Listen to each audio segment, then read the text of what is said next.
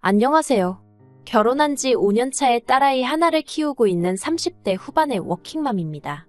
집안일을 하면서 다른 분들의 사연을 재밌게 듣곤 했는데 오늘은 제 이야기를 해보려고 해요. 바로 저희 남편에 대한 이야기인데요. 저희 남편은 사람이 게으른 건 아닌데 매사 성의가 부족하달까요?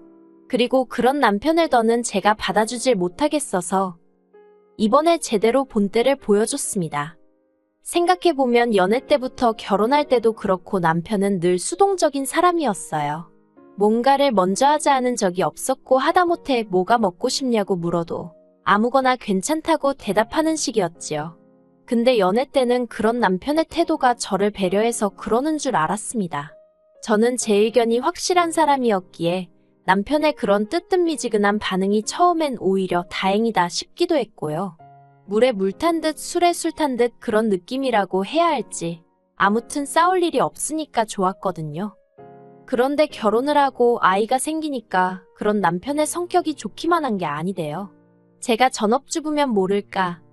육아휴직을 제외하고는 계속해서 저도 맞벌이를 하고 있었거든요. 그런데 여전히 육아도 그렇고 살림도 그렇고 집안 대소사를 챙기는 것도 그렇고 전부 다 제가 먼저 나서서 이렇게 하자 저렇게 하자 해야만 남편이 따라오더라고요. 한마디로 무슨 상황이건 간에 제가 나서지 않으면 진행이 안 되던 거지요. 그러니 하루하루가 어떻게 가는지도 모를 만큼 피곤함의 연속이었어요.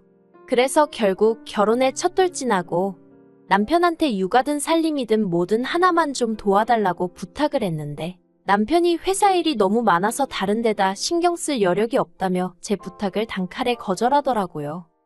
남편의 무신경한 반응에 마음이 많이 상했습니다. 하지만 그렇다고 알겠다 한마디 하고 물러나기엔 제가 정말 힘들었거든요. 그래서 제 나름대로 머리를 써보기도 했네요. 한 번은 아이와 남편만 남겨두고 제가 외출을 해봤어요. 외출이라고 해봤자 혹시 모를 상황이 걱정돼서 집 앞 카페에 가 있던 게 전부지만 어쨌든 남편이랑 애랑 둘만 남겨두고 나오면 남편이 애를 좀 봐주겠지 하는 믿음은 있었네요.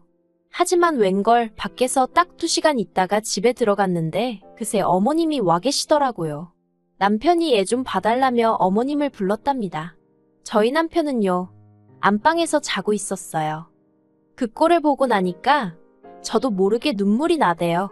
오죽하면 제가 어머님을 붙들고 저 사람 때문에 너무 힘들다고 어머님이 따끔하게 한마디 좀 해주시면 안 되냐고 하소연을 했다니까요. 그런데 어머님은 남자라서 그런 걸 모른다 아버님을 닮아서 무뚝뚝해서 그런 거다 이참에 네가 좀 가르쳐봐라 라는 입에 발린 말씀만 하는 거예요. 그리고는 남자는 여자하기 나름이라면서 저더러 남편한테 너무 떽떽거리지 말라나요. 솔직히 어머님이 실제로는 아무 말씀도 안 하실지라도 제 앞에서 말 한마디라도 우리 며느리 고생이 많다 내가 아주 혼쭐을 내줄게 해주셨으면 저 솔직히 지금까지도 참고 살았을지도 모르겠습니다. 이따금씩 어머님한테 기대서 위로받는 정도로 만족하고 남편을 그저 저 인간은 원래 저런 인간인가 보다 생각하고 살았을 거예요. 하지만 어머님은 한마디로 남편이 그 모양인 건 정상이고 제가 너무 많은 걸 바란다는 듯이 말씀을 하셨거든요. 그리고 그게 너무 서운하고 섭섭하더라고요.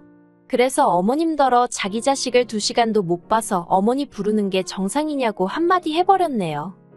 한번 그렇게 어머님한테 내지르고 난 후로는 반쯤은 포기한 마음으로 살았습니다. 애 때문에 이혼은 생각도 못했고요. 그런데 포기를 했다고 말은 했지만 저는 밀린 집안일과 육아로 혼이 빠져나갈 듯 바쁜데 혼자 소파에 들어누워 TV나 보면서 낄낄거리는 남편이 눈에 보일 때면 이따금씩 울화가 치밀었지요. 그래서 결국 작년 말쯤에 다시 한번 남편에게 진지하게 이야기를 했어요. 내가 혼자 고생하는 걸 보면 어떻냐고 도와주고 싶다거나 하다못해 내가 피곤하겠다는 생각이 안 드냐고 물었네요. 그랬더니 한다는 말이 제 성격이 문제랍니다. 안 해도 되는 걸 굳이 일을 벌리니까 힘든 거 아니냐면서 단순하게 대충대충 살자대요. 그리고 남편이 말하는 대충대충이란 건 여행할 필요 없다 TV에서 방방곡곡 다 보여준다. 맛집이나 동네 식당이나 자기는 뭘 먹어도 맛이 비슷해서 안 가도 된다. 애 데리고 키즈카페 못 하러 다니냐 손에 핸드폰 들려주면 좋아한다. 어차피 계절은 계속해서 돌아오는데 계절마다 옷 정리는 왜 하냐. 어이가 없었지요. 남들 하는 만큼만 능력되는 한도 내에서 즐겁고 가정에 도움이 되는 쪽으로 노력을 한 건데 남편 눈에는 다 쓸데없는 짓으로 보였던 모양이었으니까요.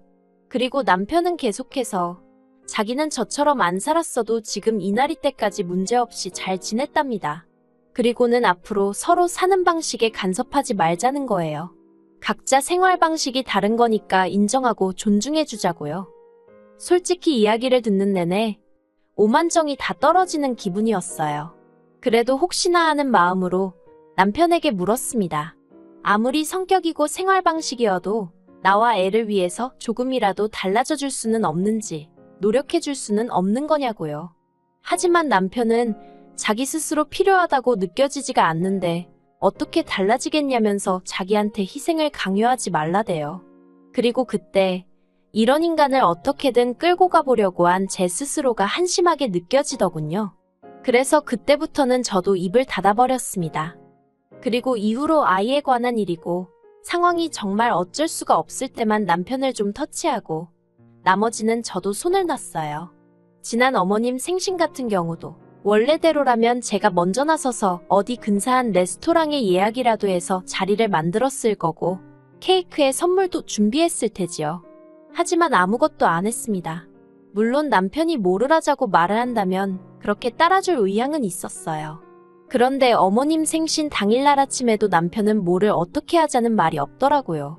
설마 어머님 생신을 기억 못하나 싶었지만 괜히 또 물어봤다가 기분 나쁜 소리라도 들으면 제 손해잖아요.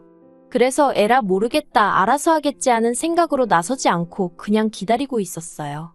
그랬더니 오후나 되어서야 신우한테 전화가 왔습니다. 어머님 생신인데 어째서 다들 아무 말이 없냐면서 그리고는 일단은 밥이라도 같이 먹게 시댁으로 오라고 하더라고요. 그렇게 시댁으로 향하니 남편은 안 보였어요. 신우가 저더러 케이크는 안 사왔냐 하길래 네 하고 말았지요. 그런데 신우가 제가 평소 같지 않은 걸 느꼈는지 저더러 자기 동생 그러니까 남편하고 싸웠냐입니다. 싸운 건 아니었으니 아니라고 했어요. 그리고 얼마 지나지 않아 신우로부터 연락을 받았는지 남편이 왔더라고요. 남편이 제 눈치를 쓱 보더니 신우가 물었던 것처럼 아무것도 준비 안 했냐고 묻대요. 그래서 제가 준비는 뭘 준비하냐고 그러는 당신은 했냐고 물었어요. 그러자 남편이 약간 당황한 눈치로 지갑에서 주섬주섬 5만원짜리 몇 장 꺼내서 어머님한테 드리더라고요. 그리고 얼마 후 제 생일이었는데 역시나 남편은 아무 얘기가 없었습니다. 보나마나 기억을 못한 거란 생각이 들었지요. 하지만 구차하게 오늘 나 생일이야 축하해줘 그런 소리를 하고 싶은 생각도 없었고 선물 같은 거 받고 싶은 마음은 더더욱 없었거든요. 그래서 애만 데리고 친정부모님하고 같이 부산으로 1박 2일 여행을 갔어요. 참고로 친정부모님은 제가 남편과 사이가 안 좋은 걸 어느 정도 알고 계셨습니다. 하도 말할 곳이 없어서 친정어머니한테 서러운 마음을 몇 번 쏟아냈었거든요. 친정부모님은 그저 사위 성격이 무던하고 과묵한 줄로만 아셨다며 이래저래 많이 속상해하셨어요. 아무튼 그렇게 떠난 여행에서 정말 모처럼 즐겁게 시간을 보내고 있는데 남편한테서 전화가 오대요. 남편이 저더러 애 데리고 어디 갔냐길래 친정부모님하고 부산이라고 했습니다. 내 생일 축하하러 왔다고요. 그러니까 이번에도 그제서야 잠깐 당황한 듯 하더니 알겠다고 재밌게 놀고 오라대요. 이후로도 주말만 되면 저는 애를 데리고 산으로 들로 열심히 놀러 다녔어요. 남편하고는 상의는 고사하고 어디 간다 소리도 안 했습니다. 그러다 남편이 12시고 1시고 있는 대로 늦잠 자고 일어나면 집은 텅 비어있는 거지요. 그러면 그제서야 전화를 해왔는데 솔직히 일부러 안 받은 적이 많아요. 애 보느라 바쁘고 정신없는 것도 사실이었지만 그냥 남편 목소리도 듣기가 싫었거든요. 그리고 놀러가서 애하고 찍은 사진도 남편한테 하나도 안 보여줬어요. 예전 같으면 동영상도 보내주고 이건 뭐 하다 찍었고 저건 이거 하다 찍었고 설명도 해줬을 텐데 그런 것도 일절 안 했습니다. 전에 몇 번씩이나 비슷한 사진을 뭐하러 그렇게 찍냐면서 귀찮은 티를 팍팍 낸 적이 있었거든요. 솔직히 부모 입장에서 애가 하루가 다르게 크는데 비슷한 사진이 어디 있나요? 그런데 아빠라는 사람이 말을 그렇게 하니 제가 얼마나 마음이 상했겠어요. 그래서 더는 안 보여줬던 것도 있어요. 남편 말대로면 뭐 1년에 한두 장 정도 보면 충분하겠다 싶었지요. 그러다 지난달 초 남편 생일이었어요. 남편이 제 생일을 챙겨주긴커녕 기억도 못했는데 저라고 뭘 챙겨주고 싶었겠어요? 저도 미역국도 안 끓였고 그냥 계란국에 햄 굽고 김치 꺼내서 밥 줬습니다. 그랬더니 남편이 웬일로 저녁은 나가서 먹자고 하더라고요. 그래서 그러던지 하고 심드렁하게 대꾸했어요. 그런데 남편이 저더러 별로 안 좋아하네 그러는 거예요. 어이가 없어서 자기가 외식하자고 하면 제가 산책 가는 강아지 마냥 신나서 꼬리라도 흔들 줄 알았나 봐요. 게다가 혹시나가 역시나라더니 저녁 시간이 다 되었는데도 남편은 외식에 대해서 가타부타 말이 없었어요. 그래서 제가 밥 어떡할 거냐고 하니까 저더러 어디 갈지 생각해보라나요. 그 소리를 듣는데 얼마나 짜증이 나던지 나는 아무 생각도 없다고 안 가도 그만이라고 했습니다. 그래서 결국 라면 끓여 먹었네요. 그리고 결국 남편 생일로부터 며칠 지나서 남편과 제가 제대로 한판하게 되었어요. 그날은 날씨도 너무 좋았고 여기저기서 벚꽃축제도 열렸거든요. 친정부모님이 우리도 갔다 올까 하시길래 좋다고 했습니다. 그렇지 않아도 애랑 둘이 꽃놀이 갈 생각을 하면 가긴 가야겠는데 싶으면서도 엄두가 안 나던 차였거든요. 그렇게 즐거운 하루를 보내고 집에 들어오니 저녁 8시였어요.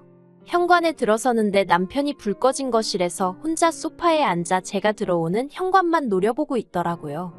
제가 너무 놀라서 미쳤냐고, 왜 거기 그러고 있냐고 한마디 했네요.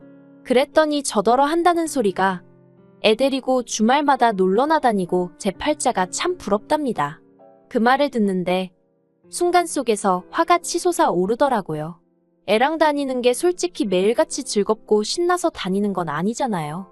하지만 엄마니까 애한테 하나라도 더 보여주고 알려주고 싶은 마음으로 힘들어도 참아가면서 움직이는 건데 차라리 같이 못 가서 미안하다. 애한테 신경 써줘서 고맙다고나 하지. 하지만 남편이 하는 막말은 그게 다가 아니었습니다. 저더러 자기가 돈만 벌어다주는 ATM으로 보이냐, 자기가 호구냐 그러더니 기분이 너무 더럽다나요. 어이가 없었지만 그런 남편에게 저는 눈 하나 깜짝 안 하고 돈은 당신만 버냐고, 나도 당신만큼 번다고 그깟 생활비 몇 푼 주는 걸로 유세 떨지 말라고 했어요.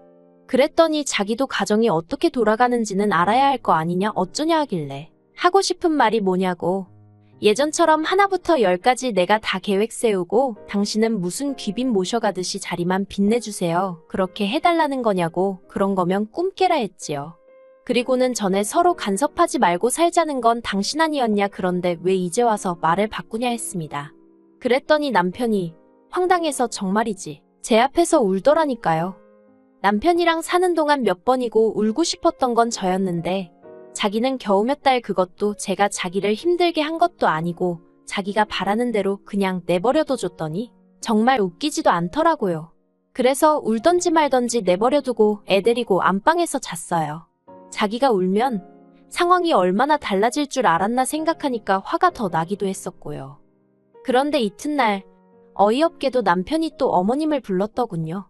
남편이 어머님한테 뭘 어떻게 설명한 건지 어머님이 화가 단단히 나셔서 저희 집에 오셨습니다. 그리고는 저더러 얘기 좀 하자 하시더니 아무리 그래도 그렇지 어떻게 남편을 울리냐면서 다짜고짜 남편한테 가서 사과하라고 하시는 거예요. 저도 이번엔 그냥 넘어갈 수가 없어서 사과 못한다고 했어요.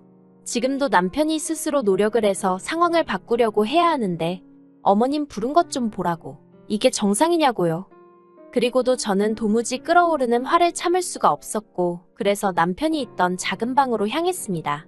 제가 방문을 여니 남편이 기다렸다는 듯 할 말 있으면 해봐 하는데 그 눈빛이 아주 의기양양하대요.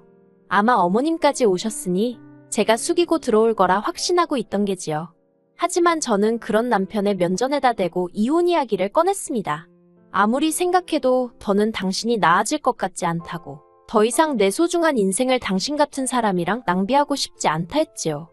그리고는 그 길로 어머님이 뭐라고 하시는데 그냥 어머님한테도 건성으로 인사만 하고 애 데리고 나왔어요. 친정부모님한테 이혼하자고 했다고 소식을 전하니 두 분 다 잠깐 말이 없으시대요. 하지만 이내 잘했다고 하셨습니다. 그러면서 어디 다른 데로 가지 말고 친정으로 오라길래 친정으로 갔어요. 그리고 남편도 많이 놀랐는지 얼마 지나지 않아 저희 친정으로 절 보러 왔더라고요. 진심으로 사과하러 왔다면서 기회를 한 번만 더 달라고. 제가 그 정도로 상처받은 줄 몰랐답니다. 그런데 그런 남편의 사과를 참으로 오랫동안 기다려왔었는데 말이지요. 막상 남편이 사과를 해오니 너무 늦었다는 생각이 들대요. 솔직히 한번 봐줬다가 세월은 세월대로 가고 저만 또 개고생하고 그러면 어떡하나 싶기도 했고, 그래서 남편한테 그냥 돌아가 달라고 했어요. 그리고 결국 저는 결심한 대로 이혼을 하기로 마음을 굳혔습니다. 절대로 이혼 못한다고 버티는 남편 때문에 지난 주말에 변호사 만나서 이야기하고 왔어요. 가정과 아이 육아에 성실하지 못한 것도 충분히 이혼 사유가 된다는 변호사의 말이 어째선지 많은 위로가 되대요. 어머님은 남편이 제가 돌아오기만을 기다리며 현관문도 안 잠그고 집에 혼자 있다며 저더러 제발 마음 고쳐먹고 한번 찾아가 보라고 전화를 해오셨습니다. 그리고 아이러니하게도 그런 어머님의 전화를 받으며 정말 사람은 안 바뀐다는 걸 다시 한번 깨닫게 되었어요. 이혼의 앞에서도 자기가 어떻게 방법을 생각해낼 성의가 없다니 역시 이혼하길 잘한 것 같아요. 그리고 저는 이제 좋은 데도 많이 다니고 맛있는 것도 많이 먹고 아이와 함께 많은 경험으로 잊지 못할 추억을 만들어가며 살 생각입니다.